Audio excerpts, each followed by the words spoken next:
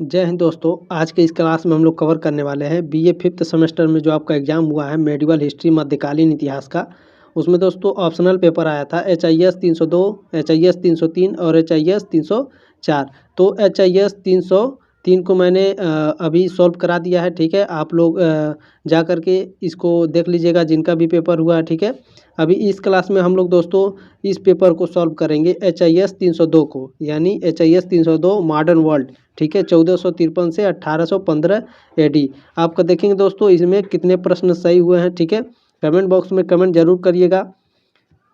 चलिए, इसमें पहला प्रश्न आपका पूछा दोस्तों देखिए, पहले मैं आपको बता देता हूं। देखिए, अगर आप लोगों के पास पेपर नहीं है, ठीक है, तो टेलीग्राम ग्रुप का लिंक जरूर ज्वाइन कर लीजिए। उसमें वीडियो और ये PDF, ठीक है, दोनों आपको एक साथ मिल जाएंगे। ठीक है, तो आप लोग डाउनलोड करके देख लीजिएगा कि आपके कितने प्रश्न सही हुए हैं। ठीक है, इसमें ग्रुप 1 में आया था दोस्तों HIS 302 मॉडर्न वर्ल्ड 1453 से 1815 AD। ठीक है, याद रखेंगे। इसे मैं थोड़ा बड़ा करता हूँ, आप लोग थोड़ा मैनेज करिएगा ताकि आपको अच्छे से दिखाई दे। ठीक है, चलिए देखिए, इसमें पहला प्रश्न आपका पूछा था दोस्तों, इन प्रेज ऑफ फॉली पुस्तक किसने लिखी है? इन प्रेज ऑफ फॉली पुस्तक इरास्मस ने लिखी है। ऑप्शन नंबर सी इसमें सही था आपका पहले का। ठीक है दोस्तों, सुबह वाली जो क्लास मैंने कराया था, अगर वो क्लास आप लोग लिए होंगे तो उसमें से कई सारे प्रश्न आपको देखने को मिले होंगे इस प्रश्न पत्र में। ठीक है, तो क्लास में कंटिन्यू रहा करिए, कई सारे प्रश्न इंपॉर्टेंट आपको देखने को मिल जाएंगे। ठीक है, दूसरा प्रश्न इसमें आपका पूछा था, लूथर के समर्थक क्या कहे गए? यानी लूथर के जो समर्थक थे वो क्या कहे गए थे? तो वो प्रोटेस्टेंट कहे गए थे। ठीक है, या फिर प्रोटेस्टेंट कहे जाते हैं, इस बात को याद रखेंगे। दूसरे का ऑप्शन नंबर ए करेक्ट था। ठीक है, इसमें प्रश्न नंबर 3 आपका पूछा था दोस्तों, यूरोप में धर्म सुधार आंदोलन कब शुरू हुआ? तो यूरोप में धर्म सुधार आंदोलन 1517 ईस्वी में शुरू हुआ। तीसरे का ऑप्शन नंबर बी करेक्ट था। चौथा प्रश्न आपका क्या पूछा था, 30 वर्षीय युद्ध की शुरुआत कब हुई? तो 30 वर्षीय युद्ध की जो शुरुआत हुई थी वह 1618 ईस्वी में हुई थी। चौथे का ऑप्शन नंबर सी करेक्ट था। अगला प्रश्न आपका क्या पूछा था देखेंगे, पांचवा प्रश्न आपका पूछा था इसमें, 30 वर्षीय युद्ध की समाप्ति किस संधि से हुई थी? बताइए, 30 वर्षीय युद्ध की समाप्ति किस संधि से हुई थी? तो वेस्टफेलिया की संधि से हुई थी। ऑप्शन नंबर ए करेक्ट था पांचवे का। ठीक है, चलिए छठा प्रश्न आपका देखेंगे क्या पूछा था इसमें, 30 वर्षीय युद्ध कब से कब तक चला?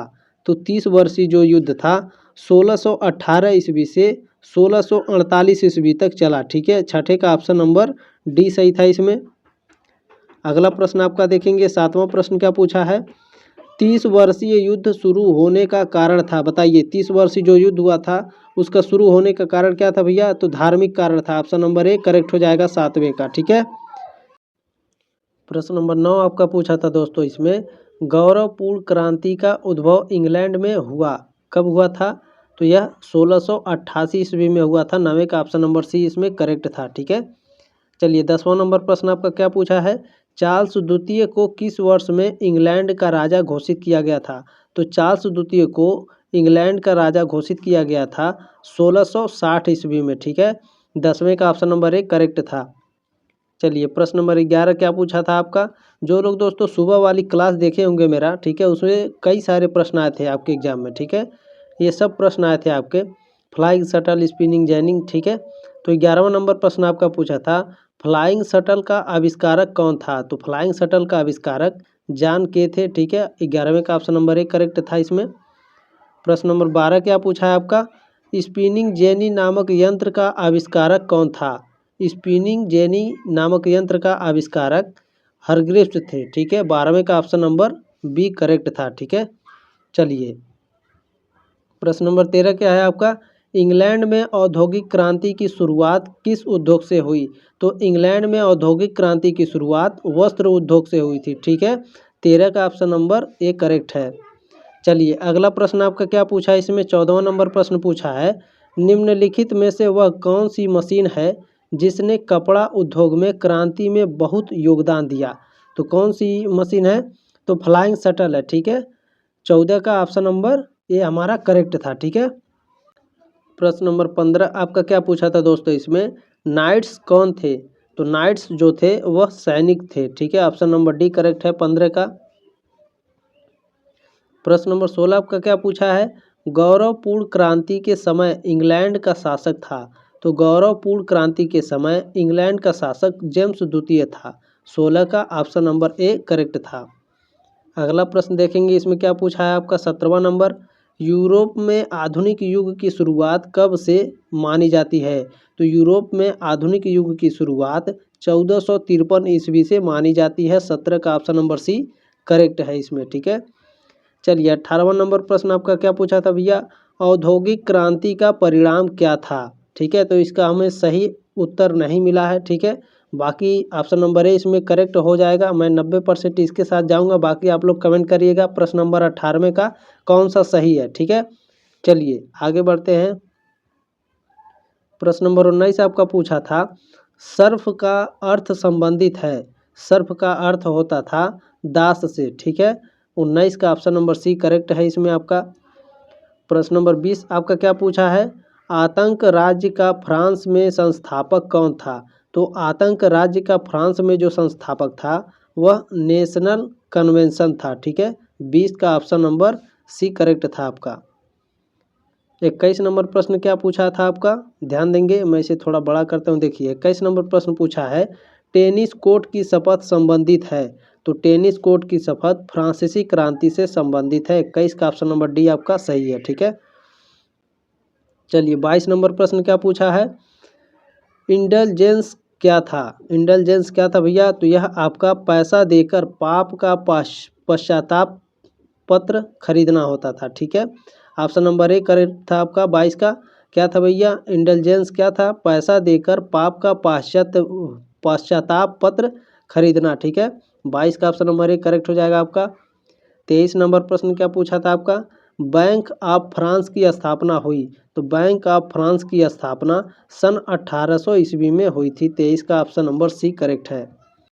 प्रश्न नंबर 24 आपका पूछा है दोस्तों, स्पिरिट ऑफ लॉ किसकी पुस्तक है। देखिए कभी कभी लॉ लिखता है और कभी कभी लाज लिख करके देता है, ठीक है। यह सुबह मैंने प्रश्न कराया था आपका, स्पिरिट ऑफ लॉ, मैंने वहाँ पर लाज पढ़ाया था, ठीक है। स्पिरिट ऑफ लॉज किसकी रचना है, तो मॉन्टेस्क्यू की रचना है। 24 का ऑप्शन नंबर ए करेक्ट है आपका।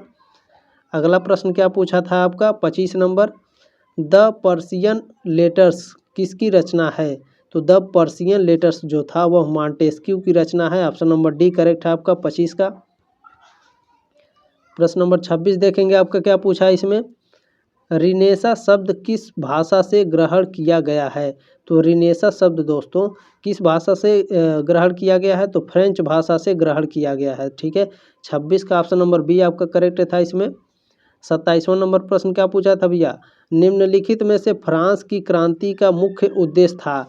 तो वैधानिक सरकार की स्थापना करना था। ऑप्शन नंबर डी करेक्ट था 27 का।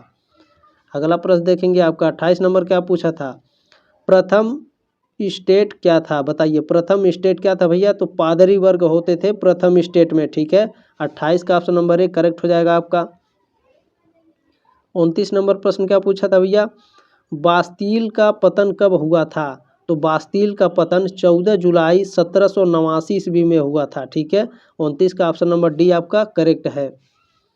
चलिए 30 नंबर प्रश्न क्या है आपका, फ्रांस की क्रांति के समय वहाँ का शासक कौन था।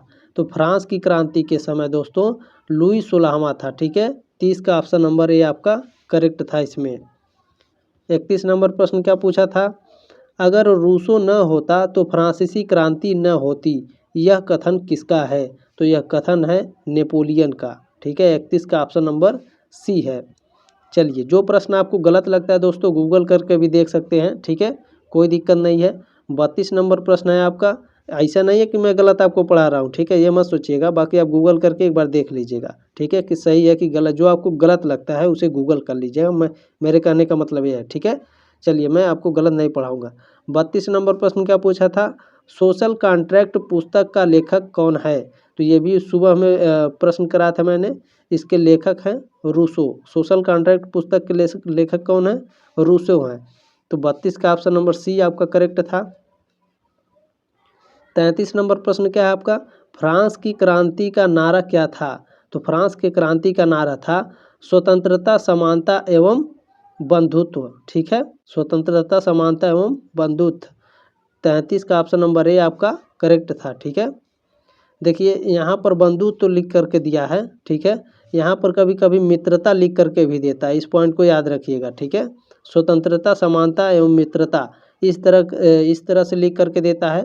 आपकी किताब में भी कहीं कहीं मित्रता देखने को मिलेगा इस वाले प्रश्न में। ठीक है, फ्रांस की क्रांति का नारा वाले में मित्रता देखने को मिलता है, और कभी कभी बंधुत्व भी लिख करके देता है। दोनों का मतलब एक ही होता है भैया। चलिए 33 का ऑप्शन नंबर एक करेक्ट हो जाएगा आपका। 34 नंबर प्रश्न आपका क्या पूछा था, नेपोलियन ने महाद्वीपीय व्यवस्था किस देश के विरुद्ध लाई थी? तो यह इंग्लैंड के विरुद्ध लाया था। ठीक है, ताकि इंग्लैंड व्यापार ना करने पाए। 34 का ऑप्शन नंबर बी करेक्ट है आपका। प्रश्न नंबर 35 आपका पूछा था दोस्तों, नेपोलियन वाटरलू के मैदान में कब पराजित हुआ? तो नेपोलियन वाटरलू के मैदान में जून 1815 में पराजित हुआ था। 35 का ऑप्शन नंबर बी आपका करेक्ट हो जाएगा। प्रश्न नंबर 36 है आपका, नेपोलियन को वाटरलू की हार के बाद कहाँ भेजा गया था? ठीक है, नेपोलियन जब वाटरलू के मैदान में हार गया था तो उसे कहाँ भेज दिया गया था?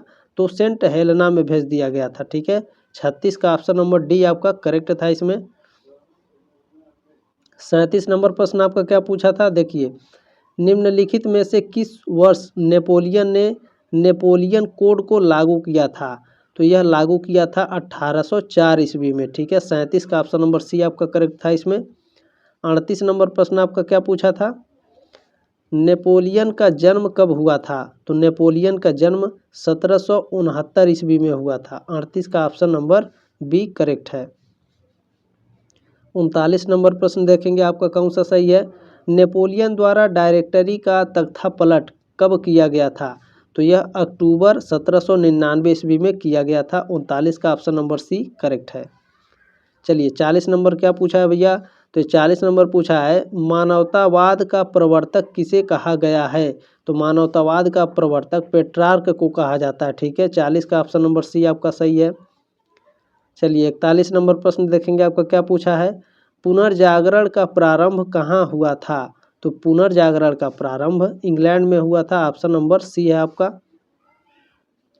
चलिए अगला प्रश्न आपका 42 नंबर प्रश्न पूछा है इसमें, यूटोपिया निम्नलिखित में से किसकी रचना है? तो यूटोपिया थॉमस मूर की रचना है। ऑप्शन नंबर ए आपका करेक्ट था 42 का। 43 नंबर प्रश्न पूछा आपका, पुनर्जागरण कालीन कलाओं में सर्वाधिक किसका विकास हुआ? तो सबसे ज़्यादा चित्रकला का विकास हुआ था। ठीक है, हालांकि मूर्ति कला, स्थापत्य कला और संगीत इन सब का विकास हुआ था, लेकिन सबसे ज़्यादा पुनर्जागरण काल में चित्रकला का विकास हुआ था। ठीक है, इसलिए हमारा 43 का ऑप्शन नंबर डी करेक्ट था इसमें। चलिए अगला प्रश्न आपका देखेंगे 44 नंबर क्या है, लियोनार्डो द विंची कौन था? तो लियोनार्डो द विंची जो था वह एक चित्रकार था। ऑप्शन नंबर ए था। ठीक है, चलिए अगला प्रश्न आपका देखते हैं क्या पूछा है इसमें। 45 नंबर प्रश्न पूछा है, पुनर्जागरण काल की सबसे प्रमुख विशेषता किसे माना जाता है? व्यक्तिवाद, मानववाद या फिर व्यापारवाद? तो पुनर्जागरण काल में दोस्तों जो सबसे प्रमुख विशेषता थी पुनर्जागरण की वह मानववाद थी। ठीक है, ऑप्शन नंबर बी करेक्ट है आपका 45 का। ठीक है, 45 का ऑप्शन नंबर बी करेक्ट है, मानववाद। चलिए अगला प्रश्न आपको क्या पूछा था 46 नंबर, औद्योगिक क्रांति प्रारंभ हुई, बताइए औद्योगिक क्रांति कहाँ प्रारंभ हुई थी? इंग्लैंड से प्रारंभ हुई थी। ऑप्शन नंबर बी करेक्ट था आपका 46 का। अगला प्रश्न क्या है आपका 47 नंबर प्रश्न पूछा था, धर्म सुधार आंदोलन का नेतृत्व किसने किया? तो धर्म सुधार आंदोलन का नेतृत्व दोस्तों मार्टिन लूथर ने किया था। ऑप्शन नंबर बी आपका करेक्ट था 47 का। अगला प्रश्न देखेंगे 48 नंबर क्या पूछा था, कैथोलिक कौन थे? बताइए कैथोलिक कौन थे? तो प्राचीन चर्च के अनुयायी थे। ऑप्शन नंबर सी आपका करेक्ट था 48 का। ठीक है, जल्दी जल्दी देखेंगे 49 नंबर क्या है भैया, मार्टिन लूथर का जन्म कहाँ हुआ था? तो मार्टिन लूथर का जन्म जर्मनी में हुआ था। ऑप्शन नंबर ए आपका करेक्ट है 49 का। प्रश्न नंबर 50 आपका क्या पूछा है, चर्च में व्याप्त बुराइयों पर 95 बिंदुओं का विरोध प्रस्ताव निम्न में से किसने लिखा? तो यह आप सभी लोग जानते होंगे दोस्तों, मार्टिन लूथर ने लिखा था 95 बिंदुओं का प्रस्ताव, विरोध प्रस्ताव, ठीक है। तो 50 का ऑप्शन नंबर डी करेक्ट था। अगर आपके पास पेपर नहीं है तो टेलीग्राम ग्रुप ज्वाइन कर लीजिए, पेपर और वीडियो दोनों एक साथ मिल जाएंगे। आप लोग देख लीजिएगा आपके कितने प्रश्न सही हुए हैं, ठीक है दोस्तों। चलिए मिलते हैं नेक्स्ट क्लास में, तब तक के लिए जय हिंद, वंदे मातरम।